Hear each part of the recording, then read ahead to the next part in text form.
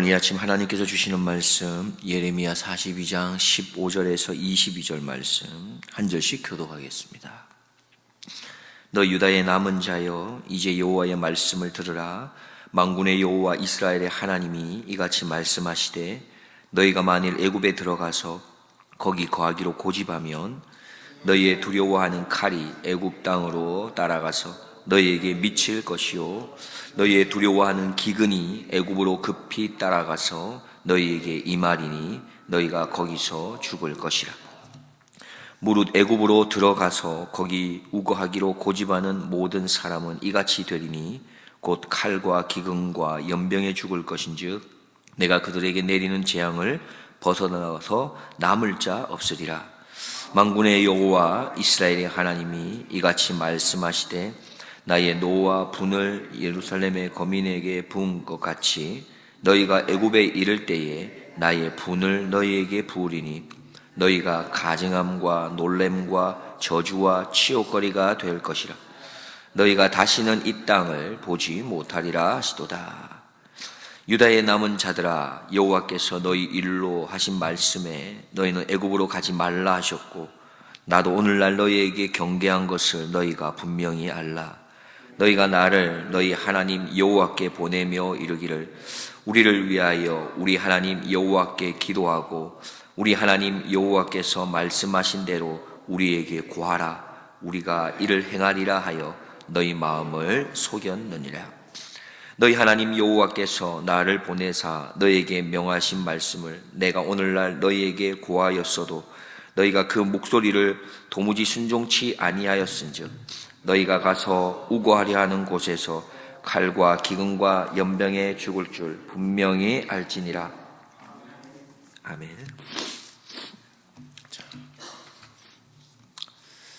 자, 예레미야는 유다의 남은 자들 그들에게 분명하게 말하고 있습니다. 애굽으로 내려가게 되면 어떤 어려움이 임할 것인지 말씀합니다. 하나님의 메시지를 순종치 않는 자들에게 어떤 심판이 오게 될 것인지를 오늘 본문을 저희들이 읽었지만 계속해서 반복해서 말씀하고 있습니다. 너희가 바벨론을 피해서 애굽으로 도주해도 바벨론의 칼 또 애굽에까지 미치게 될 것이다 말씀하지요. 15절 16절 너희 유다의 남은 자여 이제 여호와의 말씀을 들으라. 만군의 여호와 이스라엘의 하나님이 이같이 말씀하시되 너희가 만일 애굽에 들어가서 거기 거하기로 고집하면 너희의 두려워하는 칼이 애굽 땅으로 따라가서 너희에게 미칠 것이요 너희의 두려워하는 기근이 애굽으로 급히 따라가서 너희에게 임하리니 너희가 거기서 죽을 것이라. 그리고 이어서도 계속해서 반복하고 있습니다.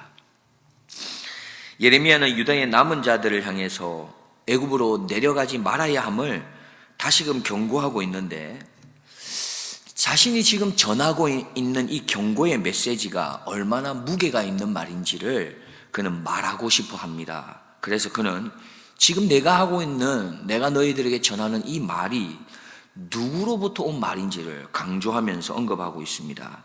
지금 자신이 전달하는 이 말은 만군의 여호와의 말씀이다. 또 이것은 이스라엘 하나님의 말씀인 것을 강조해서 말합니다. 그렇다면 만군의 여호와라고 하는 이 표현과 이스라엘의 하나님이라고 하는 이 표현이 강조하는 것은 무엇이겠습니까?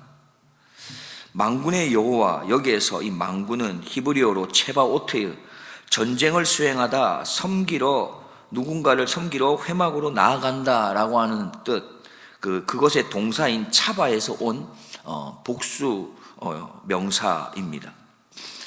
성경에서는 이 용어에 대해서 세 가지 정도의 의미를 담고 있는데 만군이라고 하는 뜻은 우주 만물이라고 하는 뜻을 의미하고 또한 군대, 특별히 이스라엘 군대를 의미하기도 하며 세 번째로는 천사, 하나님의 군대를 의미합니다. 다음과 같은 이 세 가지 의미에서 볼 때에 이 만군의 여호와란 이렇게 볼 수 있겠습니다. 우주 만물을 창조하신 그 전능하신 창조주 하나님이시다.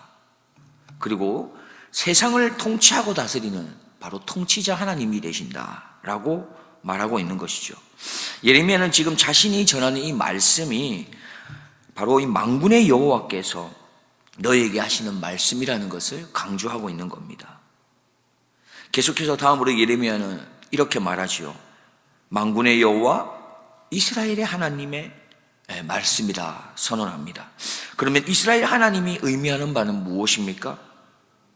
이스라엘의 하나님이라고 하는 용어는 다른 민족과 구별된 상태에서 이스라엘 민족의 하나님인 것을 강조하고 있는 것입니다.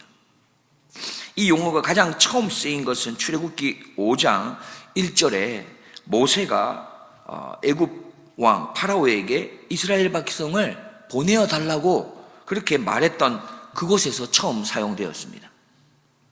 자, 이러한 내용을 바탕으로 볼 때 하나님께서 예레미야를 통해서 말씀하시면서 이스라엘의 하나님이라는 칭호를 사용한 것은 이스라엘을 애굽에서 구원해내신 그 하나님임을 강조하는 것이죠.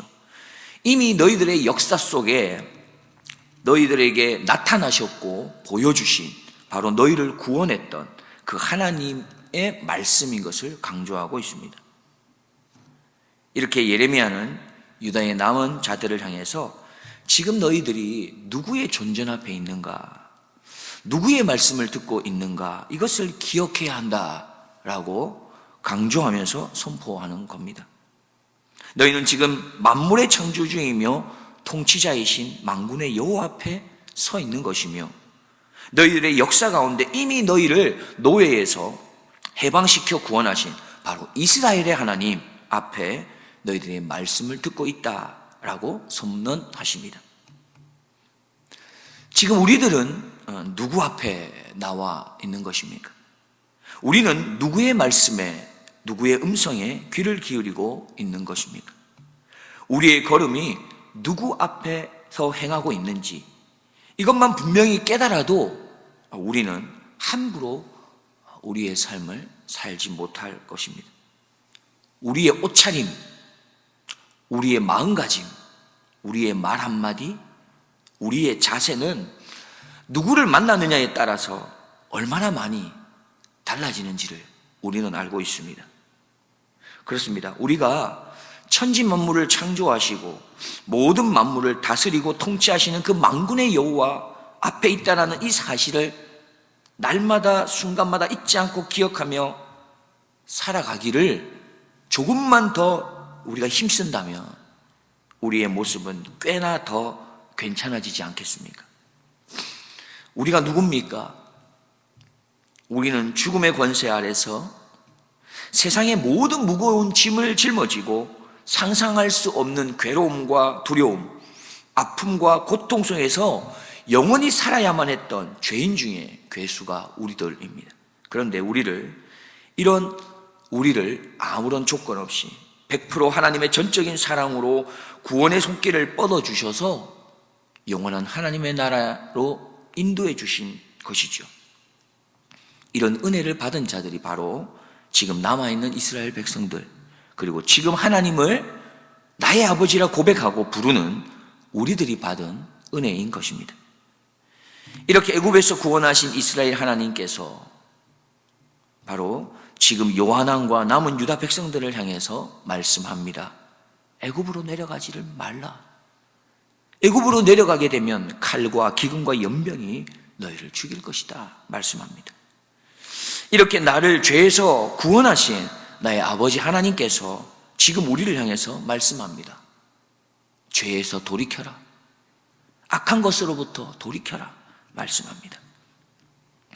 이것을 기억한다면 어찌 이스라엘 백성이, 어찌 하나님의 자녀된 우리들이 하나님의 말씀을 소홀히 받고 소홀히 듣고 함부로 우리의 생각, 우리의 기준에 따라서 판단할 수 있겠습니까? 기억해야 하겠습니다. 오늘 우리에게 주시는 이 말씀은 만군의 여호와 그분의 말씀임을 기억해야 합니다. 오늘 우리에게 들려주시는 음성은 바로 구원자 이스라엘의 하나님의 말씀인 것을 우리는 기억해야 합니다.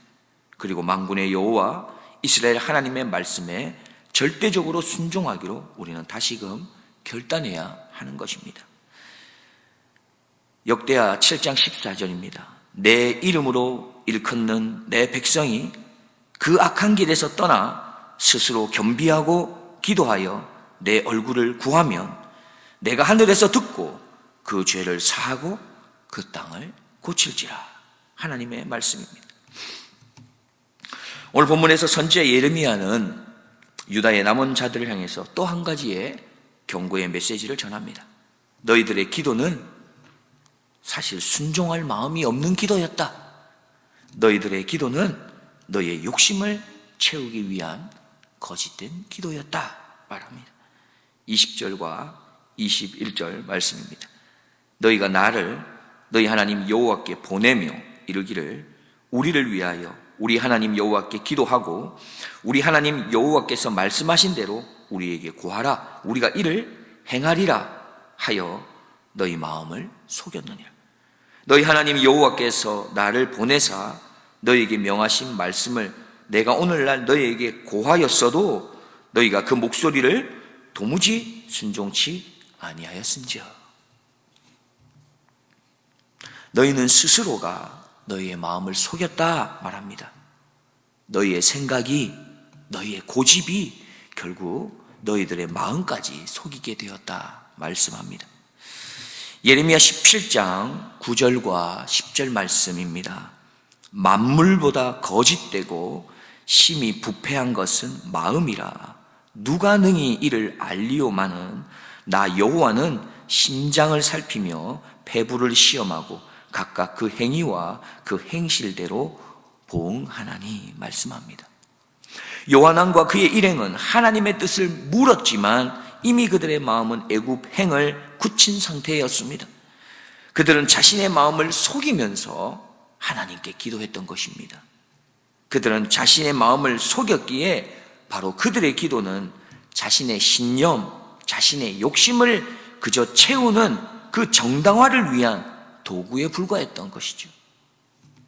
그렇게 그들의 행위가 무엇입니까? 하나님께 기도하고 그들의 행위는 하나님의 응답을 기다렸고 또 하나님의 말씀에 순종하겠다고 맹세했던 바로 그런 그들의 행위는 사실 자신들의 마음을 속일 만큼 가증한 것에 불과했다라는 것입니다. 그렇게 자신의 마음까지 속이는 그들은 하나님의 말씀에 순종할 자들이 아니었던 것입니다. 오직 자기의 계획, 자기의 생각에 맞는 말만 들으려고 했던 것이죠. 우리의 기도를 한번 돌아봐야겠습니다. 우리의 기도는 어떠한 기도입니까? 우리가 또한 기도한 이후에 하나님의 응답을 기다리고 있는 우리의 모습은 어떠합니까? 우리가 하나님 말씀에 순종하겠다고 하는 우리의 맹세는 우리의 모습에서 어떠한 맹세의 모습을 가지고 있습니까?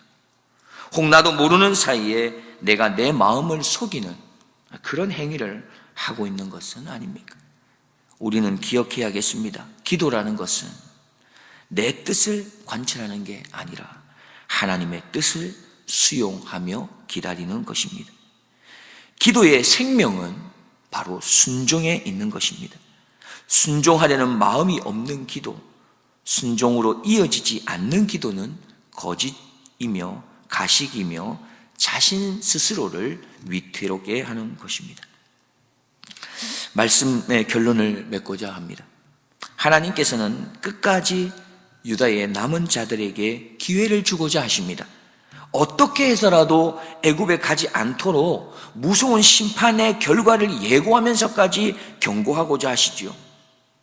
그들의 생각이나 그들의 주장이 너무 깊어져서 오늘 본문에 나오듯이 너희들의 그 고집이 되어 있다라고 표현까지 하시지만 그럼에도 불구하고 그 고집까지라도 꺾으셔서라도 돌이켜보시고자 하나님께서는 말씀하십니다.